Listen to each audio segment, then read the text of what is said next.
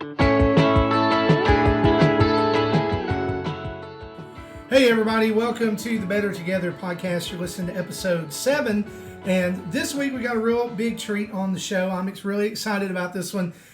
We've got our student praise band on this episode, and we're going to be talking about their stories and about how God brought all of that together. But I'm joined also by Erin. Yep, she's here, and we're better together. we are better together. That's right. So there are an unusually large number of people crammed into this office right now. It's hot, and people, I don't know that they know what's going on, but we're going to go around the horn here and introduce you guys.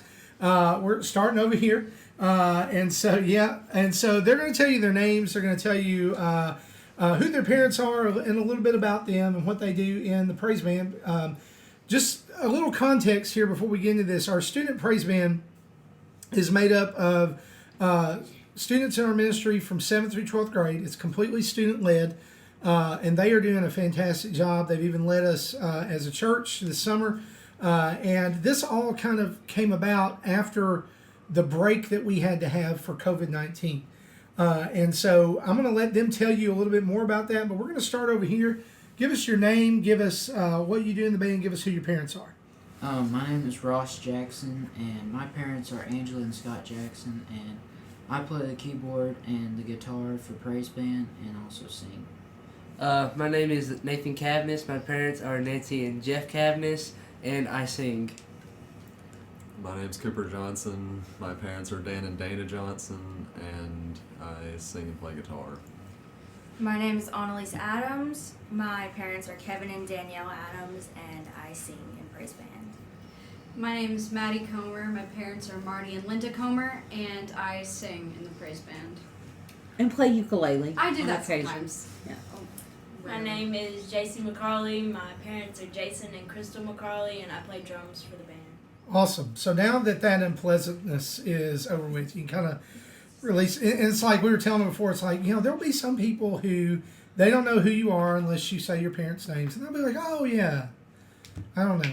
And help me out here. It's the oldest Adams girl. It's the oldest Jackson boy. It's the youngest McCarley. It's the youngest Comer. The youngest Comer, yeah. The only one still here. The youngest it's Cooper. The youngest Johnson. The youngest Cooper, I'm sorry. The youngest Johnson. The youngest Johnson, the youngest Cavness. Yeah. I mean, they're all here. They're all assorted. Anyway, let's really dig into this. I would love to know, just first and foremost, some of your story about why did this whole thing of praise band, why did that appeal to you? Like, why did this become something that you wanted to do? And y'all don't have to wait. You can just kind of answer as it comes to you. We're not going to go down the line. So somebody, how did you come to this? Well, Aiden texted me out of the blue and was like, I'm tired of us not having music, so we got to do something. Because me and him had already been in praise band for a few years, so we kind of already knew the ropes of it, and so we just decided, if you want something done, you got to do it yourself, and that's what we did. Yeah. Somebody else, what led you to want to do this? I had originally came into the praise band because I saw that they didn't have a shaker. Like, whenever he would have to drop the shaker, I thought, that doesn't sound very good. The egg shaker. Yeah. Yeah. And so it just kind of snowballed from there, so I just kept going and came into the drums. Like Maddie said, Aiden texted me. He's like, "Hey, starting praise band back up. We need some more singers if you wanna help out." So it's just kind of went from there. Yeah, I was really impressed. Like, I remember the day that I got the text from you guys, and it was like, "Hey, we are gonna practice for praise band this afternoon. Do you care?"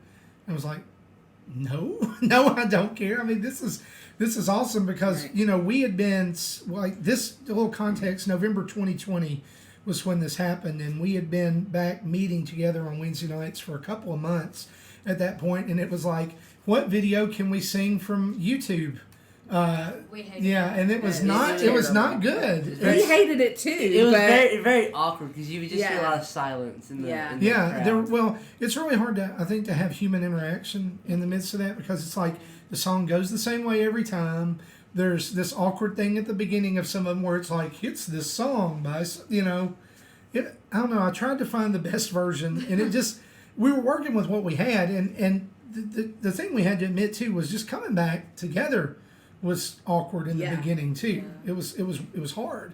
And so in that, my thought was, if we do this music this way, even though we haven't been able to practice or something, there'll be as much normalcy as possible. Because that was my policy from the beginning. I was like, I wanted to make things as normal for you guys as they could be, which is why we kept trying to do, like, even the way we did Zoom when we had to do that was I wanted it to be a little bit of normal for y'all. So when everything else wasn't. So I was blown away when y'all texted me. It was like, we're going to start and it's going to be today because I was out of pocket. I was somewhere else. They're like, you guys were like, oh no, we've got somebody who can be here, but we just want to start this back. And I think like beyond the like we don't like YouTube music, we don't like singing along to a YouTube video.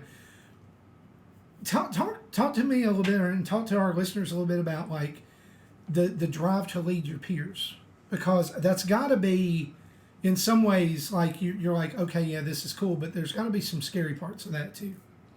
Yeah, because it's always, in the past, we've always had, like, our adult leaders help lead our music, and they would always, like, count us off and whatever, start the songs, and when it was just us alone, it was pretty daunting, but, it's a good word. Yeah, it was scary then, but, like, whenever you see everybody else, like, really getting into it, it really takes that tension away. It makes it a lot easier to do it. And outside looking in, as an adult, I do think that the teenagers respond more to you guys, because you may not feel that way, but I think so. I think they're more engaged in worship. Plus, we have more freedom to pick what songs we want to sing rather than Yeah.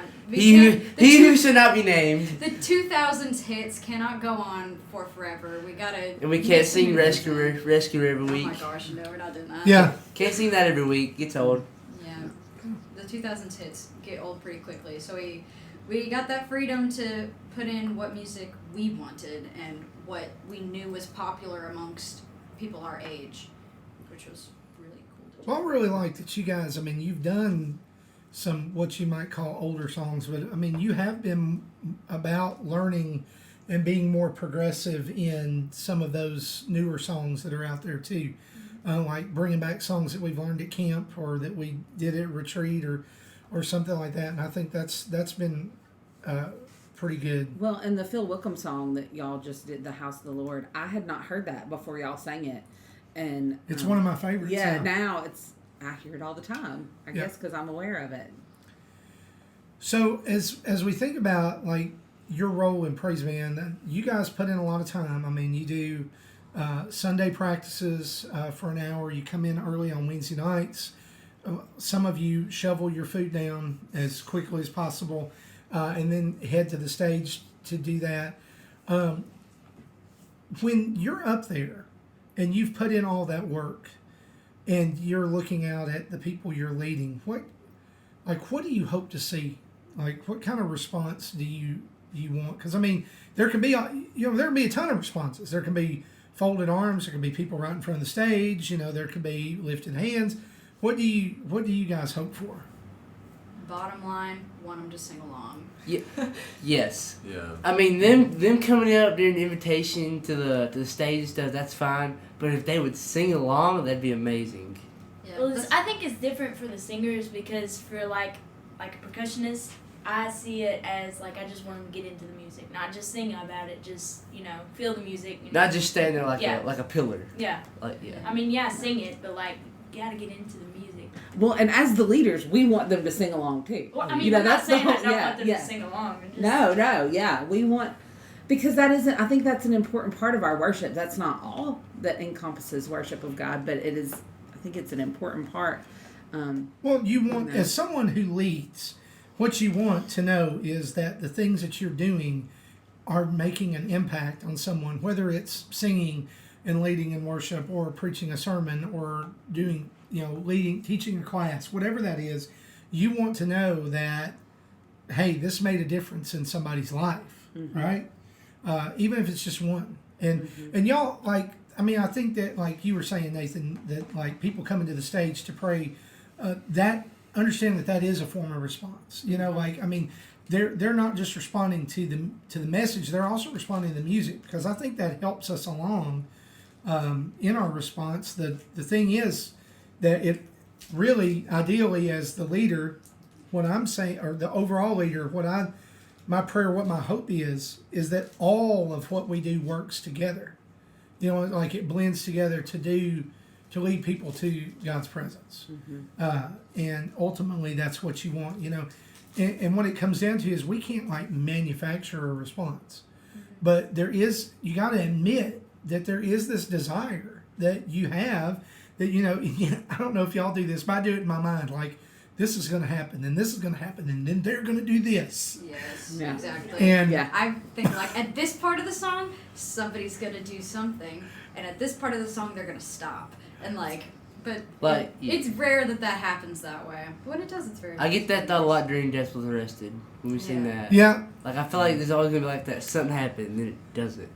Yeah. Well, It does sometimes. Sometimes, Often yeah. it does, but yeah, and I mean, when it does, yeah, it is painful. again, coming back to that, I think we have to be careful that we don't overlay our human desires on to something that's spiritual, and it be something where because my expectations rarely meet reality, because I want people to do everything. Like I was like I want this to happen, and I want everyone to make a response. Well, that's I want every hand raised, every Yeah. It's Well, not realistic. clapping. eyes we want lifted toward heaven. yeah. It's not realistic, but Right. So- real nice. Yeah. That leads me to this question, and I think it's a good place to go here. So, how do you deal with it when people don't respond the way that you like? How do you like? Because I mean, you can't go up to them and be like, "You should have raised your hand right now."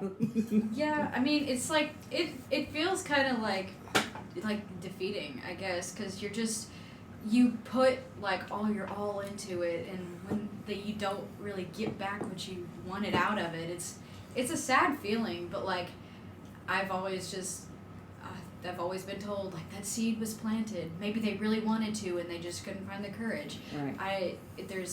I just have to remind myself that the seed was planted. And that's Yes. what it is. Gotta shoot for next week. Yeah.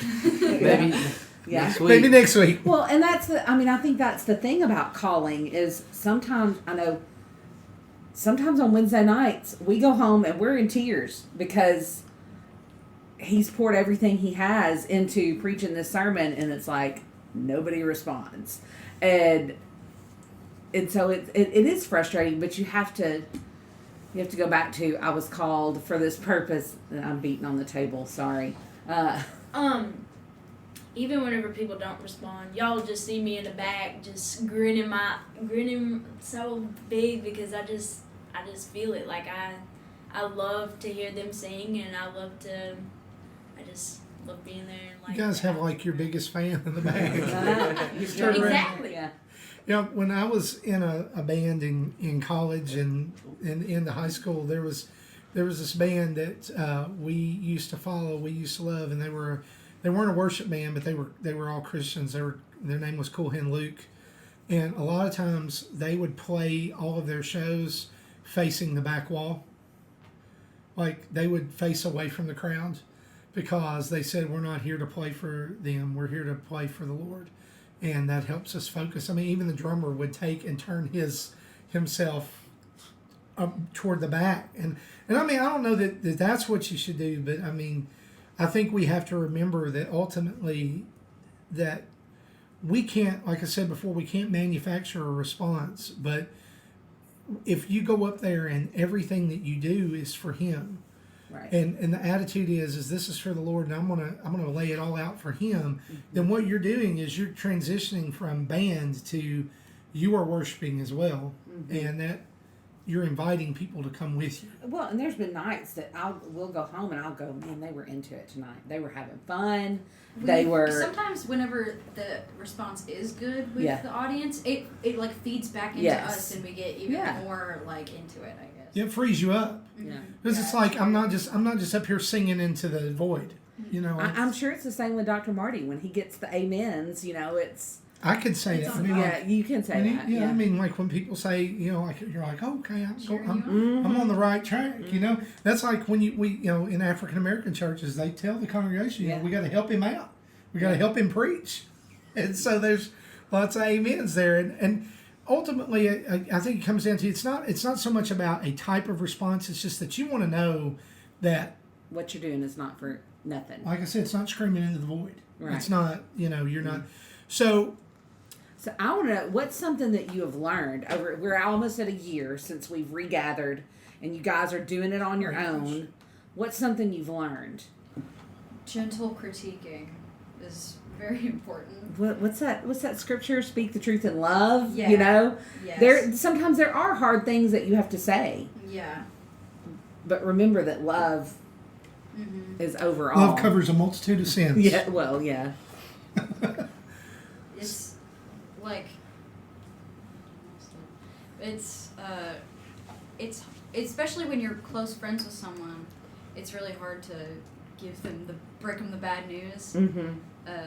And we've had struggles with that before, because I may or may not have left at least 1 or 2 practices crying, because it's really not easy, especially when there's not like the adult mediator. It's harder that way. We've figured out how to critique and still be kind to each other. Right. It's very difficult, but it And that's It part took of- a while to yeah. figure that out. That's part of discipleship. That's part of growing in your faith. Even is how to. It's Christian maturity. Yes. Yes. It's learning to not only act out but speak out the things Right. that we believe. Yeah, It'll be lessons for your marriage and for your children. Speaking that truth in love. it's and true. yes, because we know how to help our marriages. It is some of those things that you're learning now will play a part. You knowing how to get along with Aiden will help you with whoever Mr. Maddie Comer is someday. Look at Dean real quick.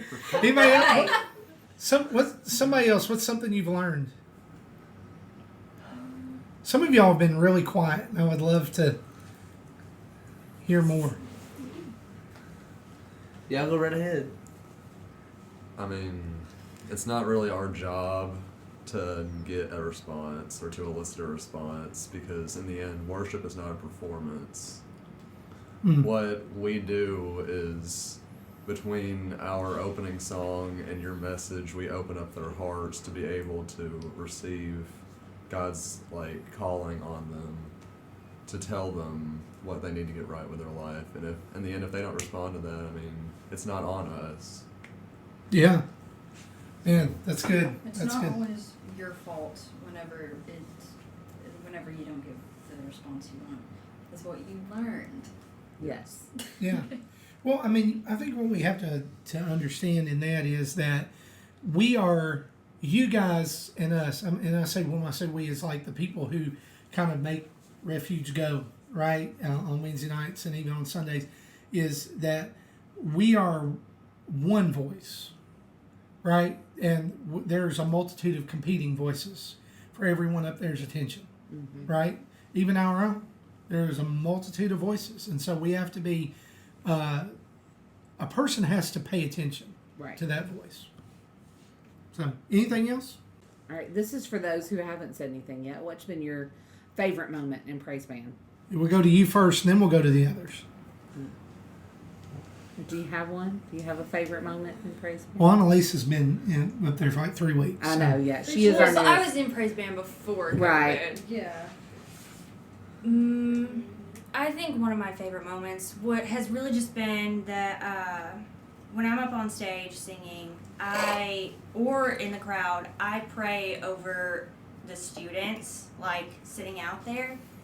And I think one of the most amazing things is praying for somebody and then seeing them walk up to the stage, you know, like go to the altar and just receive, you know, everything God's saying to them. And I think that that definitely has been one of my favorite moments. Ross, what about you? Anything? Favorite moment? I mean, I love being up there with everybody, you know, having a good time and being able to lead worship. And like when you see people come up to the stage during invitation, I mean, it does feel good that you've been able to get the message out. And like, you know, everybody worships in their own way. Like everybody worships differently, but it's really like you get that good feeling when you know God has led them in the song and like in the preaching and everything. And like that feels great because like you feel like you're doing the right thing. Like you feel like you're doing it right. Like you're, I don't know, I'm trying to think of it. Like You're doing what you're supposed to do. yeah, like Yeah. I mean, and you're doing like It's you're being reassurance of led. God's calling. Yeah. Right. Yeah. So I wouldn't say it's spiritual, but and he's not here. But Aiden, whenever he breaks a string, and I'm just over there like, is he gonna wing this or is he gonna just step out? We've been going for a year and a half now, and he's broken Like three to four Yeah. strings. Yeah, we do need to. Aiden Valley, who's a junior, and Yes. he's kind of the band leader, right? I mean, Or he's ringleader, I would yeah, say. Yeah. the Ringleader. ringleader. He has been very instrumental in getting it started and keeping it going. I know he stays on top of like learning new songs, and he's kind of your Sherpa, your guide. It's a Sherpa. Yeah. And Yes. while I love all the He couldn't be here today. That's Yeah. why I added that. while I love all the parts of the spiritual parts of being in this band, I just love how close we all are as friends. Like this, like I've always said that like no group of friends from just like school or extracurriculars will like pour into you and love you like your youth group family will. And that is extremely true, especially with our band because like We're more than just a youth group. yeah, right we here. are like a huge giant family, and it's incredibly rewarding to like have this group of people that I can be myself with and use my gifts for good things with. It's really awesome. I would have to say the practices are the Yeah. best part. Bless you. That wasn't. Well, I mean, and I mean the practices. You know, there's so much that you do that leads up to that like one moment, right, of playing. I think for me, my favorite moment of you guys over the past year. I know. I'm going to go. Okay. I'm just. Okay. I'll wait then. I'll wait. It's Cooper's turn. Cooper's favorite parts. I mean, really, for me, it probably is kind of the practices, and it's not necessarily like I do enjoy like seeing people respond to our worship, but they're like music for me is a great way to just kind of take my mind off of whatever's going on, and just I can play and I can just be myself. And there are times like because I'm in a band for Beta, like I'm involved in that and I have multiple things going on, music can at times feel like an obligation, which then there are those moments in practice, you know, when we're just kind of hanging out and playing music but also having a great time, that it really kind of reminds you that while it's also a calling that God has put on us, it can also be fun. Like I was going to say, I think my favorite moment of you guys has been, and I know some of y'all didn't get to be involved in this, but I hope we get to circle back to it. Was this summer when you guys led worship on Sunday morning? It was like there was an expectation, but then you guys like took it to another level, and it was. And I don't think that was like something that you guys specifically, like your mindset was, well, we're going to go in here and we're going to do this, and then on Sunday morning we're just going to turn it on and we're going to do this, and it's going to be amazing even more. I think that was totally the Lord. I think He put His hand on you and used you. And there are still people. We're recording this. It's October 17th. There are still people that talk about that Sunday, about you guys leading music, about the message that day, about all of it. It was just one of those moments where I think God brought everything together in that place, and at that moment He ordained that. And so, I don't think there's any doubt. I think as we look at that, there's no doubt that God has used you. I believe He's going to use you again, and I believe that as you stick with Him and stick to this calling that you've been given, we're going to see Him do great things. And as we close up, I wanted to say this. Can I share mine? Yeah, Mine's different than yours. I know. Sorry. Mine is, we had the praise band. I know some of y'all weren't there for this either. Was we had them lead a song or two for our Easter event for children. Oh my gosh, that was so fun. And they had so much fun, but to me, it was they were leading the next generation. They're leading the people who are going to come up and take their place. And because of that moment, I think there were sparks in some kids' eyes of like, I want to do that when I get to be in youth. That's where I want to go. I don't remember. I think you were. I think you so. played drums. Yeah, you play drums. Yeah. That was the first time. Again, it was one of those. It was one of those holy moments. Well, and they were into it. I mean, Yes, they really enjoyed it, and I think that was. I love the idea of you guys being examples to them. Yes. It's really, I feel like that's how student ministry should focus. Is they already want to be where you are, so you give them a reason as they look to you. You give them a reason to glorify God in the way that you live. As I wanted to say this as we close up, I want to thank y'all for taking some time to be here. We did not have practice today, but you all showed up just to be a part of this, and I think that's really cool. The difference in a student praise band and like an adult band or adult music ministry at a church is that if we get a student in their 7th grade year, every 6 years that band changes. That band goes away in some parts and has to be rebuilt. And there's definitely been years that we have faced a harder rebuilding time than when I remember when Scott was here just as a church member, and then he left to go to Union Grove and on to Grace. That was a hard time because he was kind of like primary. But what you guys have done is kind of extraordinary. Is you've taken this idea of a student band it's a student band, and then there's the adult point person, like you said, but it's a band of students leading other students. And I had a professor in college who was teaching student ministry classes at that time, and he said this, and I've held on to it. The phrase he used was that student ministry happens when students minister. And I think that we're seeing that, y'all. We have seen some really good God moments in our student ministry and our kids ministry over the last year. I think that you guys, your faithfulness is partly to, I won't say to blame, but we can point to your faithfulness and say that could have been a catalyst for some of that stuff, some of those good things that happened. And so I just want to personally thank you. I appreciate y'all. I love serving with you. And I'm thankful that we kind of get to share a little bit of your story and a little bit of your personalities on the show today. So anything you guys want to say before we wrap up? Thank you for having us. You're welcome. Appreciate that.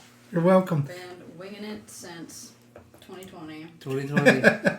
Established. We need to get that One on of the t-shirt. few good things that have come out of Yeah. 2020. That's true. One of the few good things. Well, guys, Anneliese. Anneliese.